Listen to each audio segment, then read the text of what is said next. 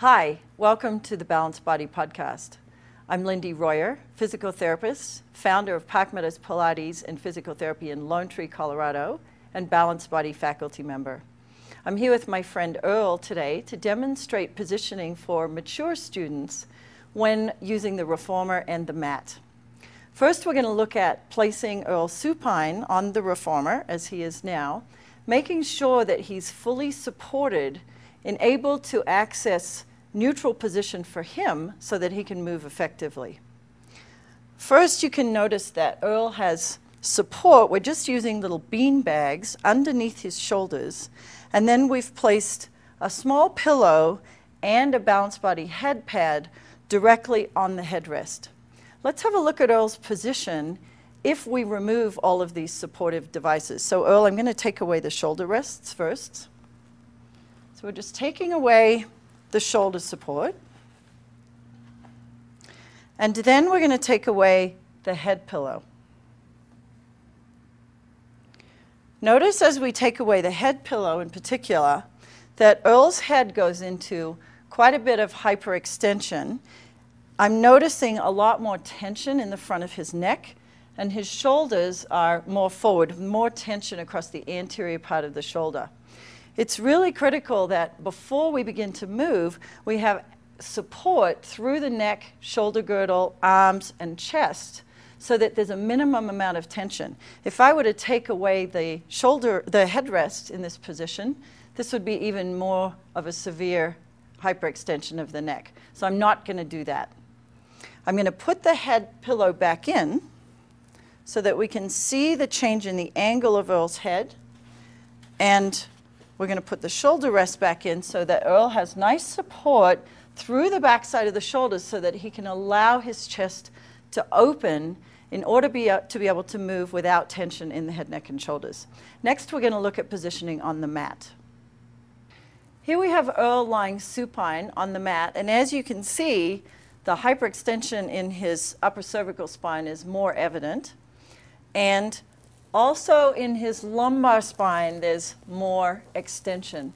As we age, the head tends to come forward, the thoracic spine tends to become more kyphotic or flexed, and attaining an optimal spine alignment becomes more challenging. If we were to begin moving Earl from this position, he would have difficulty accessing his core and his shoulder girdle. So we're not going to leave him here for very much longer, but Earl, can I just ask you to float your arms up toward the ceiling from this position? So notice there's quite a bit of strain in that movement. Lower your arms back down. Now I can tell you that Earl does have some shoulder issues, and he is 83 years young.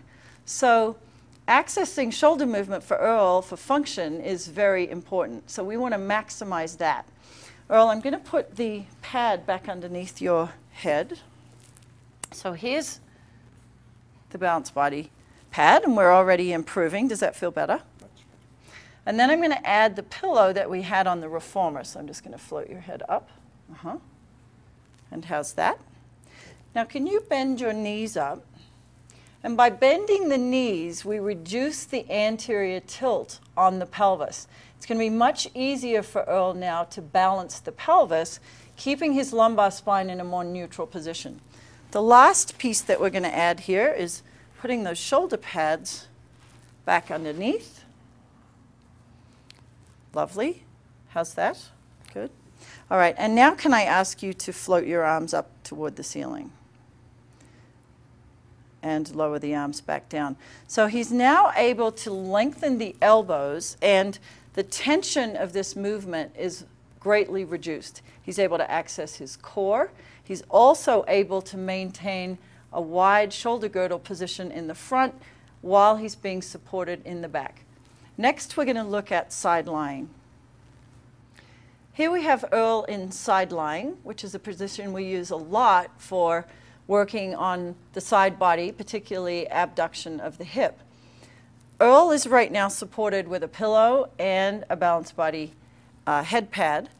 He is aligned as much as possible vertically through his ankles, knees, hips, ribs, shoulders, and ears. And Earl, I'm going to just ask you to get a little bit more length through your torso. Beautiful. And as he does that, there's more of a neutral position through the waist. What we're avoiding here is the collapse of the upper waist, allowing the ribs and the pelvis to come closer together. We want Earl to be able to access his hip abductors. So Earl, can you just float your left leg up toward the ceiling? And thank you, lower it back down. So what we notice is that he's able to maintain pelvic stability and trunk stability while he's doing that, because we have his head supported in alignment with the rest of his spine, which helps to continue that balance support all the way down to the pelvis. I'm going to take the head pillow away. Again, I'm not going to let him go all the way down because that would be too much side bending for Earl's neck. But we're just going to take that away. Notice now that his head is going into more of a right side bend. And Earl, can you lift that left leg up? Notice he's already starting to roll back into external rotation. And now that upper hip is coming even further back. So he's rolled into rotation, thank you very much, and lower the leg down. So he's not able to stabilize the pelvis nearly as well as when he's supported. And just float your head up for me. When he's supported with his head in alignment with the rest of the spine and into the pelvis. So this starting position is really critical. What I might do with Earl is even give him a little bit of support between the knees with a little beanbag or something like that. When you're working with clients and students who have postural issues, it's really helpful to have a lot of props around so that you can grab something to help support them. So back here I have towels, I have a couple of small balls, I have a little bean bag, and I also have another shaped Pilates head support. So when you're working with anybody with postural issues, you want to make sure that you have all kinds of things that will help support them in an optimal position before they move. Next, we're going to look at prone lying. Here we have Earl in prone, and as you can see, we have a pillow underneath the lower leg. We have a small pillow underneath his chest, and then we have the little half roll underneath his head. One of the reasons why I've placed the pillow underneath his lower leg is to take some weight off the feet. Earl also has some issues with feet and toes, and if we were to take this pillow away, so Earl, I'm going to remove the pillow, and then just lower your legs down. A couple of things happen. First of all, we get more tension in the lumbar spine.